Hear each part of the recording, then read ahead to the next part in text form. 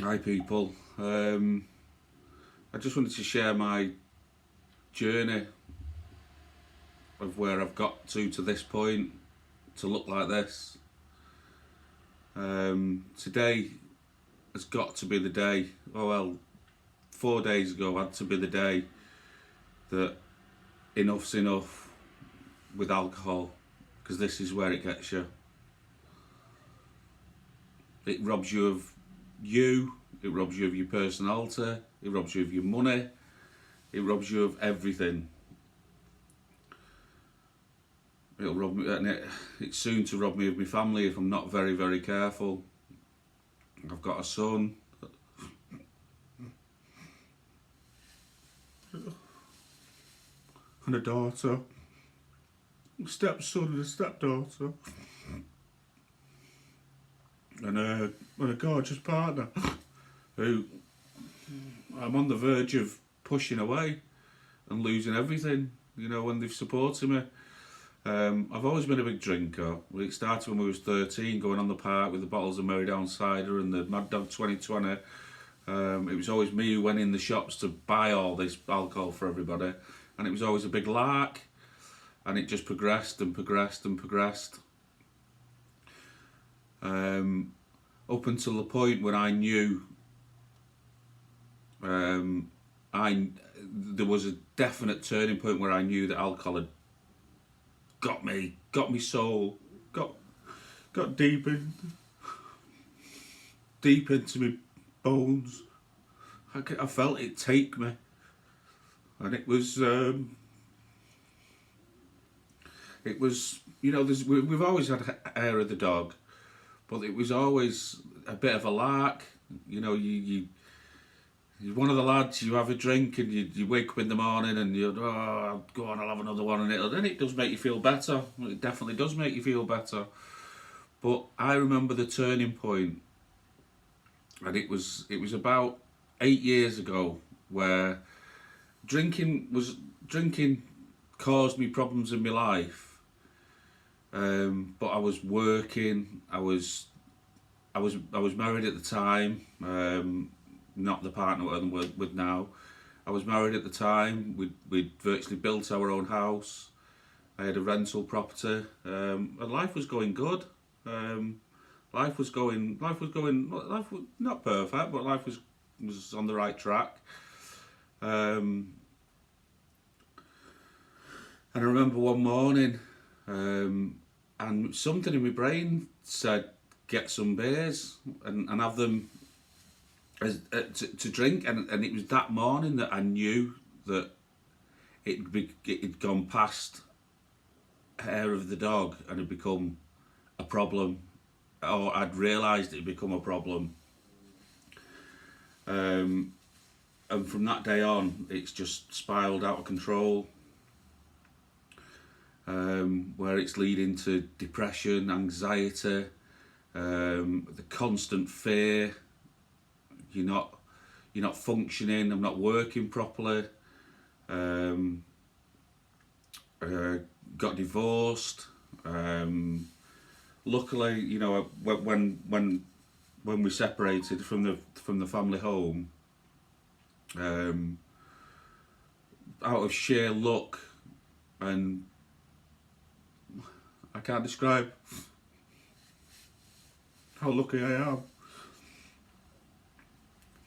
to have met my current partner, who was put up with hell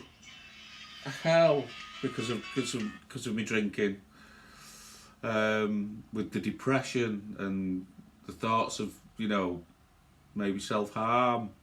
And it's my drinking is it was, up until recently, it was a binge drink, where I couldn't drink for 3 days, 4 days, 5 days, maybe 2 weeks. But then if I had that one where I thought I was cured, I'd have one. Then I'd just have one in the pub. But then that had progressed to maybe 2 the next night, and then 3. But then once you get past the 3 stage or the 4, and you actually feel the effects the next day of that, the hangover, then you the instincts of the alcoholic kick in, because it's viewed as medicine, and then you drink the next day just to stave off the problem, and then that builds to then you're carrying on that day, and then that night you're then seriously getting drunk. You're having you're back up to, you straight the way back up to 3 bottles of cider or 18 cans of lager or a litre bottle of vodka, and then that's it. Then you're in the cycle. And for me, what it used to do was I'd drink the litre bottle of the litre bottle of vodka, and in the morning I'd be up at 7 o'clock in the morning at the local shop with the local drinkers, and I'd be buying me alcohol, and then it kicked into, the alcohol was just your medicine to help you sleep. So I'd wake up and I'd have, the first thing you do when you wake up, when you're in that much state and your body's saturated with alcohol so much, your first swig of alcohol, it just comes straight back up, and you're fighting to get that alcohol down. And then once you actually get past that throwing up stage, you might take a massive big swig and throw up, and then take another swig and throw up. But then the third swig will go down, and then you'll get as much down as you can. And within 5 minutes, your anxiety levels and the stress levels of not having any alcohol in your system peter down, and it's soothing. It's like a warm hug. But unfortunately, then you're in the full blown alcoholic status. That was me. And then you're knackered. But what it used to do to me, I used to get myself into such a state that I'd be in the house on my own. I wouldn't see anyone for a week. I was on a litre bottle of vodka a day, plus cans of lager and cider. The house would be a mess. There'd be crap everywhere. And then, fortunately, at the time, it would make me that ill. I was throwing up, and all of the bodily fluids coming out of every orifice, that I'd managed to pull myself out of it. And then you've got to deal with the guilt and the grief and the horrible. I've got to say sorry to everybody again. You've missed appointments. You've not gone to your daughter's rugby match, football match, gymnastics. It's just this cycle of hell, and I've been in this cycle of hell now for 8 years, 9 years, where it's been really bad. And recently, my father, at the start of on the 6th of July. My father's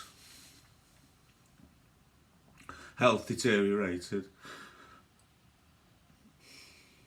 and I actually found him hanging from the loft, which then kind of changed my alcoholism to. I wasn't really binge drinking. I was just drinking, topping up all day, every day. It got up until 4 days ago. I could be on a litre bottle of vodka throughout the day.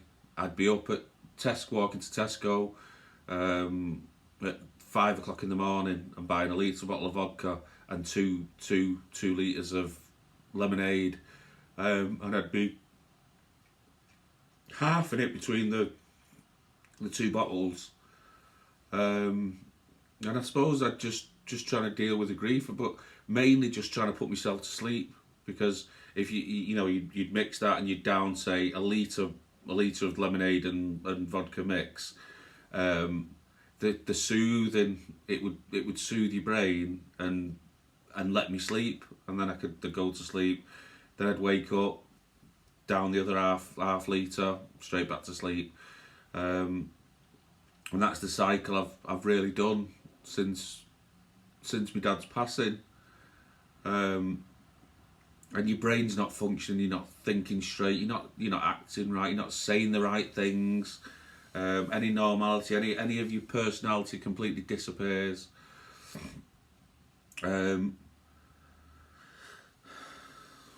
So I had kind of a little bit of beef with an ex-business partner,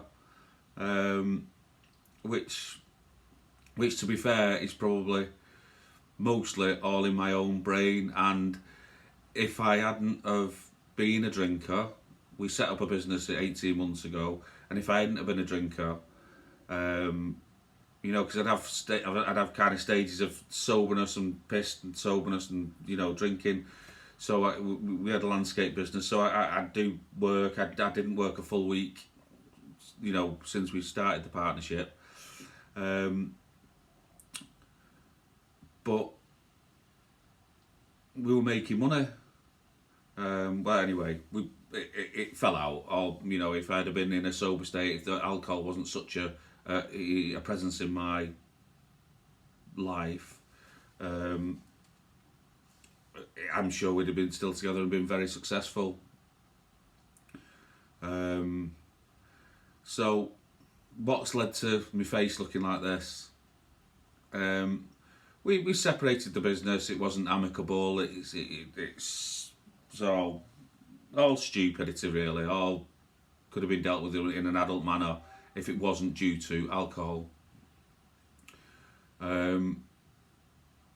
So, my face is sore. My knees are sore. There's just disputes where, you know, everybody's going to have disputes. You think one thing, they say another, and it's all tit for tat. It's all, you know, you're trying to get the best outcome for yourself, just like everybody does. You know, you want a little bit of common sense, but you want a good outcome for yourself. You don't want to feel as if you've been walked over. So anyway, in my infinite wisdom on Sunday, I just made my partner was working, and she came home from meal. I'd been to M&S and I bought all real nice food, and I made a nice Sunday dinner. Delighted, and everyone loved it. And something, don't know what, I'd had, you know, I'd had a little bit to drink, not a great deal.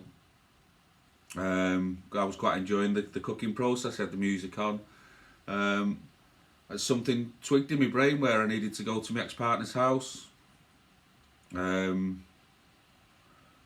to confront him and get me stuff, sort things out. Not amicably. I didn't have a, you know, just to sort things out. Anyway, I've gone round. I've seen him outside. I've come outside.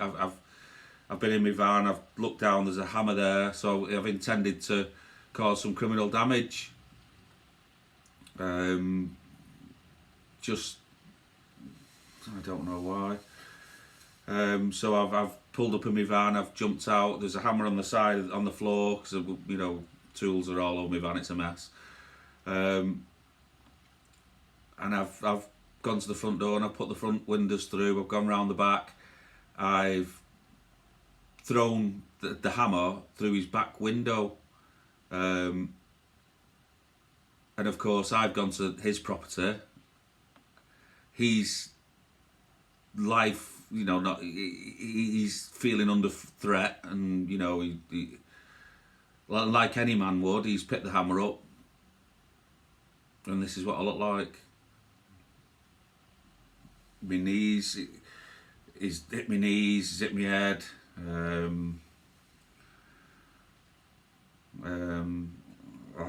I can't sleep. I can't shut my eyes properly. They've only just opened. They've been closed. The police have come. Obviously, because I've gone to his property, they phoned the police. I've been arrested. I've just spent the last 3 days in Majesty's custody. And now I'm on a 7-7 tag, all down to alcohol. because there's not a chance in a sober, normal frame of mind you would do such a thing. You know, the way I look now, I deserved. I turned up I'd have done exactly the same to him if I had got half the chance if he'd come to my house. So his statement to the police was pretty accurate to what happened.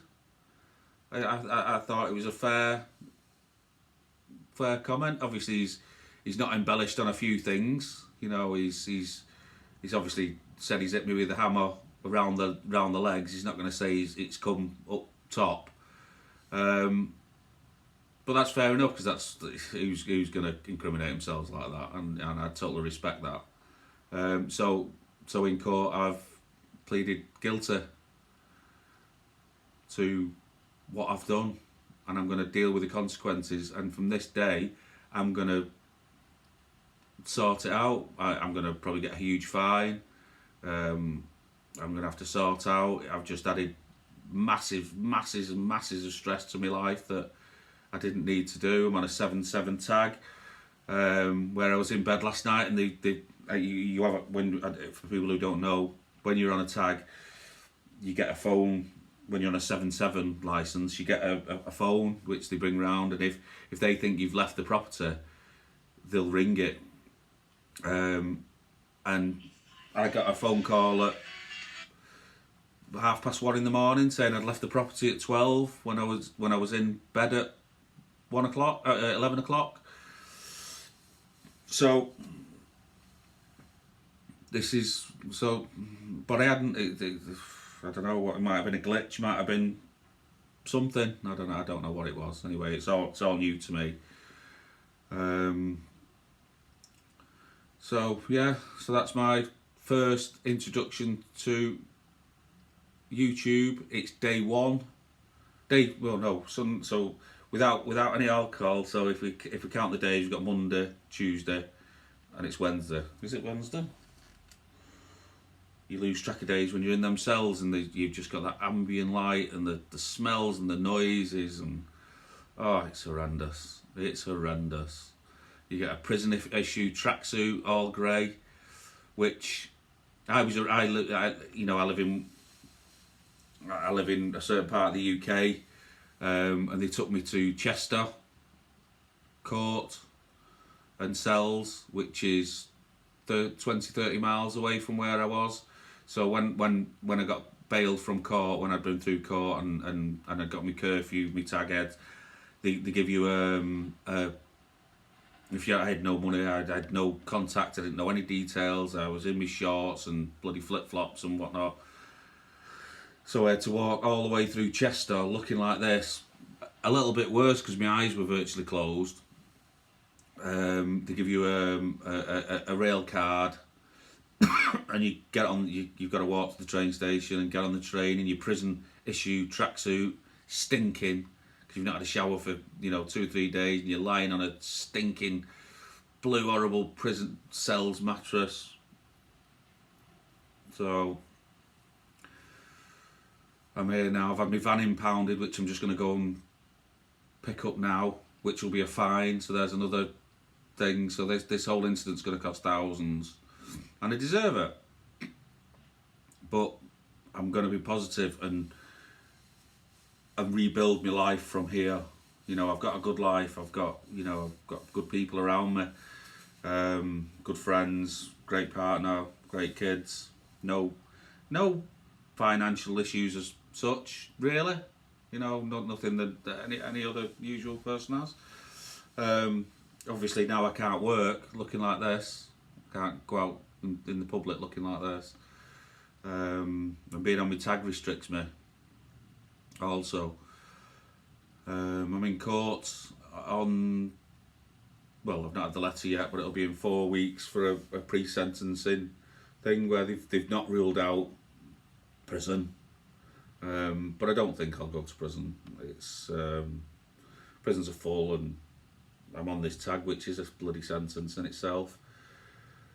So this is day 3, and I'm going to do YouTube of me recovery. Well, I've got nothing to do. I can't do anything. I'm stuck in the house. So I'll do YouTube channels as my recovery, and as a reminder to me not to drink, not of where it's got me and where it's taking me. And hopefully, if anybody watches this, that they'll take a bit of look at that dick and not do it themselves. So right, thanks people. I'm off to pick my van up and then chill out. Thanks very much. Bye.